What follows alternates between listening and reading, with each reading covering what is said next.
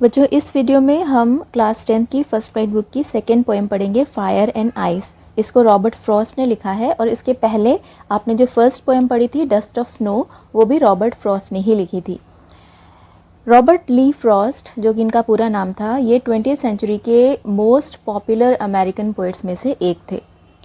और इनकी ये जो पोएम है फायर एंड आइस, ये एक सिंबॉलिक पोएम है, एक प्रतीकात्मक पोएम है। इसमें इन्होंने फायर और आइस, इन दोनों एलिमेंट्स को, इन दोनों कंपोनेंट्स को सिंबल्स के रूप में, प्रतीकों के रूप में यूज़ किया है। कहा जाता है कि दुनिया एक दिन ख़त्म हो जाएगी, लेकिन ये कैसे ख़त्म होगी, इसके बारे में लोगों के अलग अलग विचार हैं। और इस पोएम में रॉबर्ट फ्रॉस्ट ने दुनिया का अंत कैसे हो सकता है, इसके बारे में दो अलग अलग, दो विपरीत विचारों को बताया है कि दुनिया का अंत दो तरह से हो सकता है, या तो फायर यानी आग से, या फिर आइस यानी बर्फ़ से। और इसी आधार पर, इन्हीं दोनों विचारों के आधार पर इस पोएम को टाइटल दिया गया है फायर एंड आइस। बच्चों, फायर और आइस, इन दोनों का अर्थ आपको पहले से पता होगा कि फायर कहते हैं आग को और आइस कहते हैं बर्फ़ को। लेकिन क्योंकि ये सिंबॉलिक पोएम है, एक प्रतीकात्मक पोएम है, तो फायर और आइस ये दोनों ही यहाँ पर सिंबल्स हैं, प्रतीक हैं। फायर जो है वो प्रतीक है मनुष्य की असीम इच्छाओं और आकांक्षाओं का, और आइस जो है वो प्रतीक है घृणा यानी हेट्रेड का। तो ये जो फर्स्ट स्टैंजा है, इसमें पोएट कह रहे हैं, some say the world will end in fire, some say in ice, from what I have tasted of desire, I hold with those who favour fire. Some say means कुछ लोग कहते हैं, the world means ये संसार, will end in fire, fire means आग में समाप्त होगा, यानी इस दुनिया का अंत आग के कारण होगा। सम से इन आइस, कुछ लोग कहते हैं कि ये संसार बर्फ़ में समाप्त होगा, यानी इस संसार का अंत बर्फ़ के कारण होगा। फिर पोएट अपनी ओपिनियन बता रहे हैं, from what I have tasted of desire, जितना मैंने डिज़ायर यानी इच्छा को टेस्ट किया है, इच्छा का स्वाद चखा है, आई hold with those, hold with means agree with, मैं उन लोगों से सहमत हूँ, हु फेवर फायर, जो कि फायर यानी आग का पक्ष लेते हैं। यानी जो लोग ये मानते हैं कि संसार के अंत का कारण आग होगी, उन लोगों से मैं भी सहमत हूँ। क्योंकि इन लाइंस में पोएट ने फायर को डिज़ायर का प्रतीक बताया है, यानी मनुष्य की इच्छाओं का प्रतीक बताया है। मनुष्य की ये जो असीम इच्छाएं होती हैं, वो उसमें लालच पैदा करती हैं, जिसके लिए व्यक्ति कुछ भी करने को तैयार हो जाता है। और इस कारण से मनुष्य का इस तरह का जो व्यवहार होता है, वो दुनिया के अंत का कारण बन सकता है। नेक्स्ट स्टैंजा में पोएट कह रहे हैं, but if it had to perish twice, I think I know enough of hate to say that for destruction ice is also great and would suffice.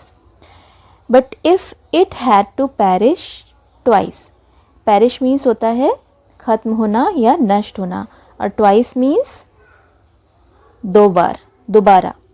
लेकिन अगर it means इसको, यानी इस संसार को दोबारा से नष्ट होना पड़े, तो आई थिंक, मुझे लगता है कि आई नो इनफ ऑफ हेट, मैं घृणा को भी काफ़ी जानता हूँ, पर्याप्त रूप से घृणा के बारे में भी मैं जानता हूँ। टू से दैट, और कह सकता हूँ, फॉर डिस्ट्रक्शन मतलब इस दुनिया के अंत के लिए, डिस्ट्रक्शन मीन्स विनाश या अंत, और मैं ये उस आधार पर कह सकता हूँ कि इस दुनिया के विनाश के लिए ice is also great and would suffice, ice भी यानी बर्फ़ भी बहुत ही ग्रेट मीन्स बड़ा कारण है, एंड वुड सफाइस, और वो भी इस दुनिया के अंत के लिए, सफाइस मीन्स पर्याप्त होगी। यहाँ सेकेंड स्टैंजा में भी आप लोग देख सकते हैं कि पोएट ने आइस को सिंबल बनाया है हेट यानी घृणा का। यानी जब वो आइस के बारे में, बर्फ़ के बारे में बात करते हैं, तो वो इनडायरेक्टली, सिंबॉलिकली, प्रतीकात्मक रूप से हेट्रेड यानी घृणा के बारे में बात कर रहे होते हैं। जिस तरह फर्स्ट स्टैंजा में उन्होंने फायर को प्रतीक बनाया था डिज़ायर यानी मनुष्य की इच्छाओं का, तो सेकेंड स्टैंजा में उनका कहना है कि घृणा भी एक ऐसी बुराई है जो इस संसार के अंत का कारण बन सकती है। क्योंकि जब किसी व्यक्ति के मन में घृणा का भाव पैदा हो जाता है किसी के लिए, तो वो कोल्ड हार्टेड हो जाता है, एकदम निर्दयी, कठोर बन जाता है। उसके मन में दूसरों के लिए सहानुभूति नहीं रह जाती, दूसरों की भावनाओं के प्रति वो असंवेदनशील बन जाता है और उसका इस तरह का जो व्यवहार होता है वो भी दुनिया के अंत का कारण बन सकता है। तो यहाँ इस पोएम के थ्रू पोएट ये कहना चाहते हैं कि इस संसार में इस समय मनुष्य की जो इच्छाएं हैं, असीम इच्छाएं और घृणा, ये दोनों ही बुराइयां इतनी तेज़ी से बढ़ रही हैं कि ये दोनों ही दुनिया के अंत का कारण बन सकती हैं और दोनों में से कोई एक भी दुनिया के अंत के लिए पर्याप्त होगी।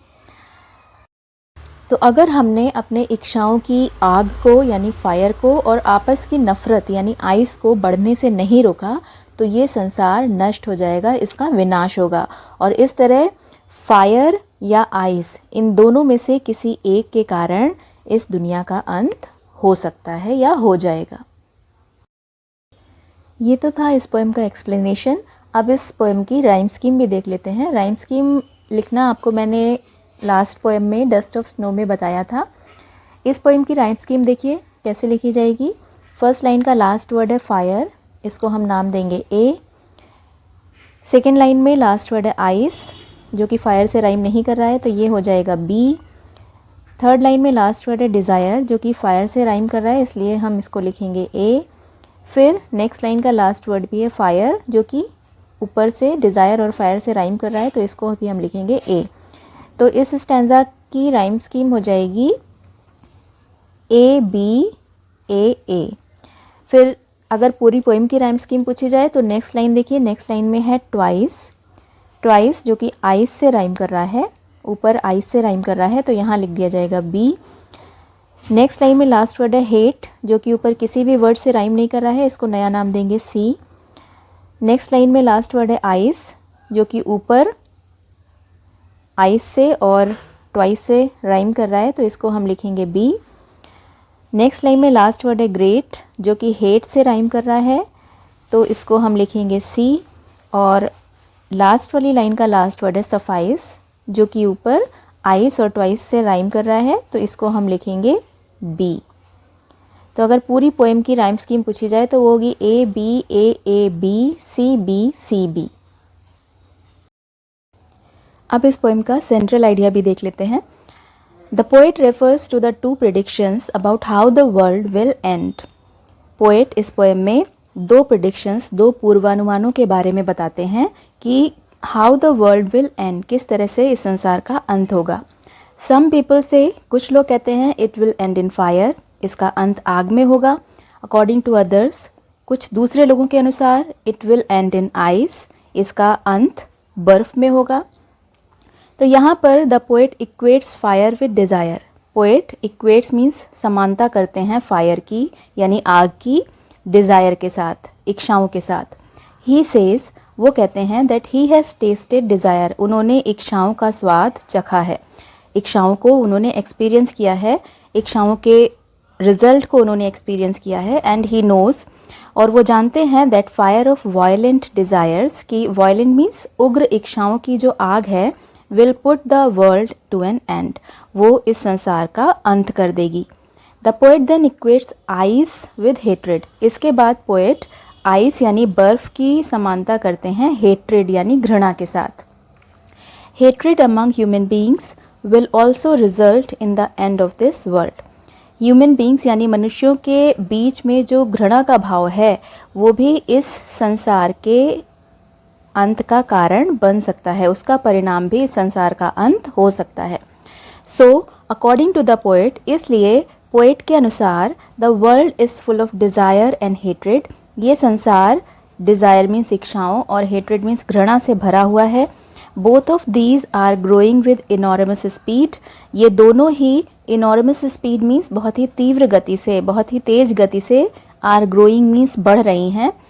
ये दोनों ही बुराइयां इस संसार में बहुत ही तेज़ गति से बढ़ रही हैं। And if we don't check them, और अगर हम उनको नहीं रोकते हैं, फ्रॉम ग्रोइंग मीन्स बढ़ने से, अगर हम इन दोनों बुराइयों को बढ़ने से नहीं रोकते हैं तो either of these means in दोनों में से कोई एक भी अल्टीमेटली मतलब अंत में इस अर्थ यानी पृथ्वी के डिस्ट्रक्शन मीन्स विनाश का कारण बन जाएगी।